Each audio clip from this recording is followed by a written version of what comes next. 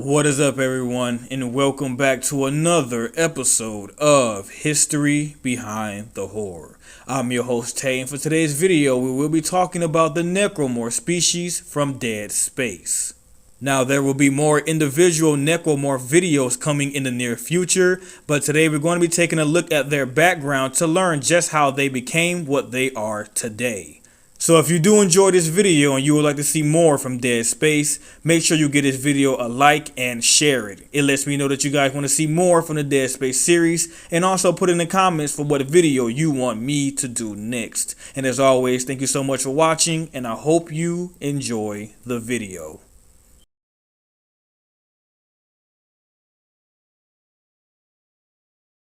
Necromorphs are mutated and reanimated corpses reshaped into horrific new forms by extraterrestrial infection.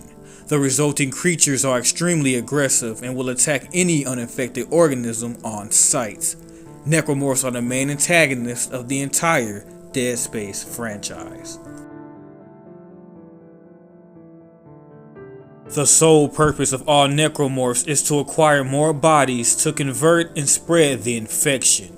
They are believed by some to be the heralds of humanity's ascension, but on a more practical level are the extremely dangerous result of exposure to the devices known as markers.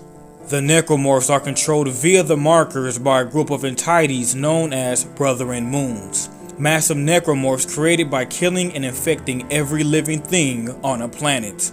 The necromorphs' motivations are to create a mass of necrotic flesh to be collected by the markers during convergence, with the intent to create another Brethren Moon.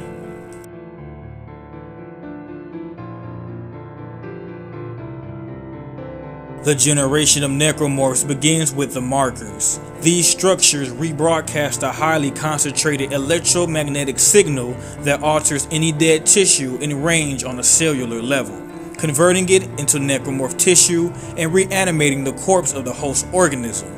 This signal also affects the minds of intelligent life forms, usually manifesting as dementia and resulting in homicidal and suicidal actions, laying out a rich field of fodder for the necromorph infection.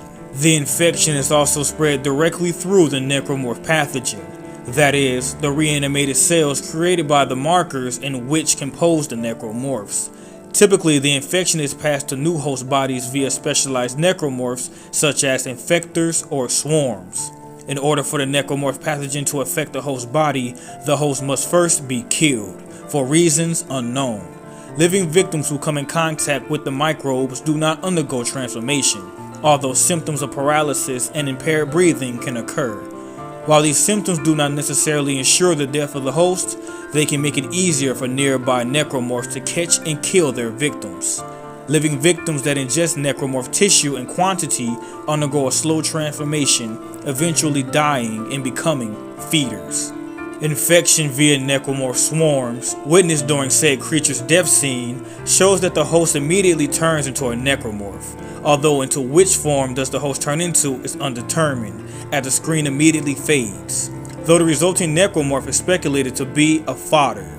Swarm-infected hosts retain their appearance prior to being hijacked. Once the host is dead, the properties of the infection take hold. The process is extraordinarily rapid and predictably violent.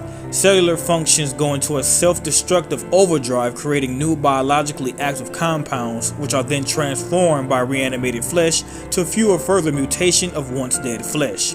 Bones are broken, put together in new configurations, or reshaped entirely into new forms. All of this takes place in a matter of seconds and generates tremendous amounts of heat. More often than not, the violently spazzing corpse becomes so hot that stagnant blood boils in the veins and arteries, rupturing the skin.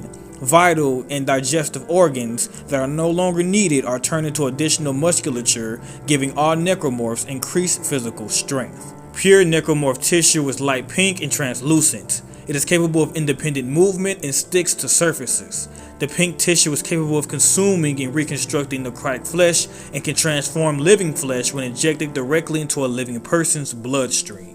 The type of necromorph created during infection largely depends on the location and circumstances.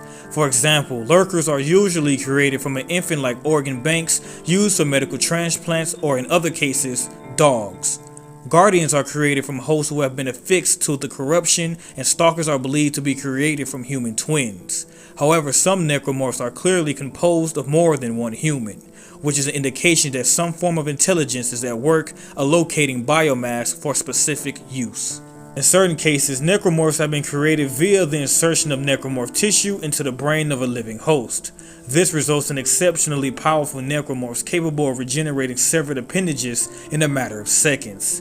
The most well-known necromorph of this type was the Hunter, an experiment of the crazed eutologist Dr. Callus Mercer. Other similar necromorphs include the Ubomorph encountered on Titan Station and the infected members of the SCAF Deep Dig team on Taiyu. All necromorphs are extremely hardy and capable of surviving in lethal environments such as the vacuum of space. This implies a total lack of respiration upon vascular activity, which explains the necromorph's resistance to wounds that will cause massive blood loss.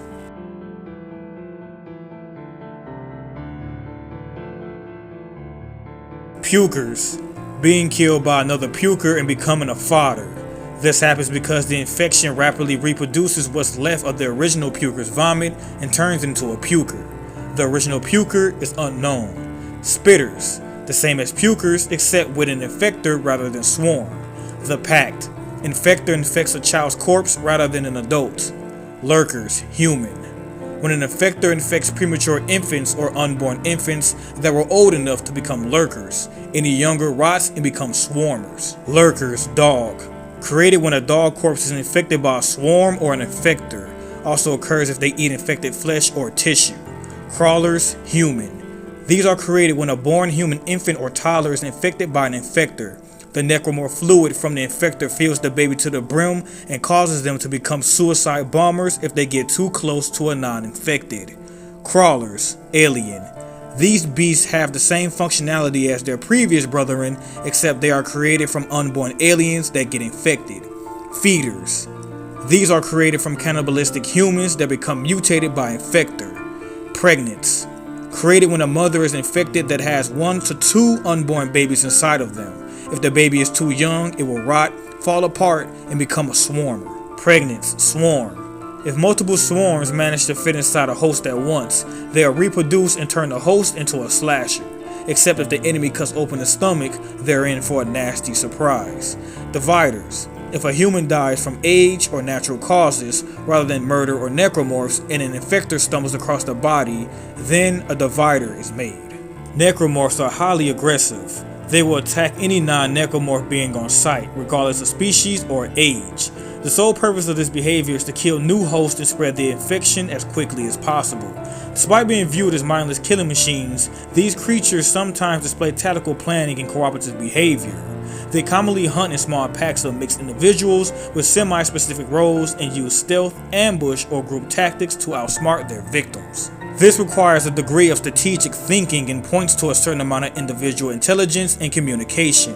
Examples of this include using ventilation shafts to sneak up on prey, playing dead, not attacking until the victim is well within striking range or their back is turned, or using a lure to draw unknown threats into an ambush. Necromorphs share a form of collective intelligence, allowing them to act in a coordinated manner during an outbreak. This shared consciousness was formerly believed to originate from powerful necromorphs such as the Hive Mind or Nexus. It is now known that the necromorphs are controlled by the Brother in Moon or Brother Moons. Necromorphs not currently engaging a non-necromorph target have been observed as performing several different behaviors. Many will wander aimlessly, almost passively, with no real destination until they are aware of a new victim to kill that they will immediately engage. Some will drag bodies to a new location, possibly to make it easier for an infector to find, as seen on Dead Space Severed. Some will hide themselves inside ventilation shafts, setting up new or resetting previous ambush sites. Some will simply stand in place, waiting for a new victim to come to them. When a target is present but out of range, they will often watch the victim and attempt to intimidate them with loud growls and threatening poses. Feeders are observed to do what appears to be eating when no living beings are nearby. The scope of their behaviors is expanded upon in Dead Space 2 with the introduction of Stalkers. Outside the Brother in Moons and Hive Minds, Stalkers seem to have the strongest sense of pack cohesion and individual intelligence shown from Necromorphs, as they will often peek around corners to lure Isaac while another will charge from a different direction. They are also the only known necromorphs to directly communicate with one another. The noises they make seem to hold some significance. The stalkers will make a noise while or just after Isaac has moved his location, alerting the other stalkers. It is also possible that they communicate with one another, such as the pack. It is also possible that necromorphs are simply puppets, having no form or reaction whatsoever, but being instead just what one would call eyes, arms, and legs of the Brethren Moons, as the Unitologist cult repeatedly chants, implying that necromorph beings may not be living at all.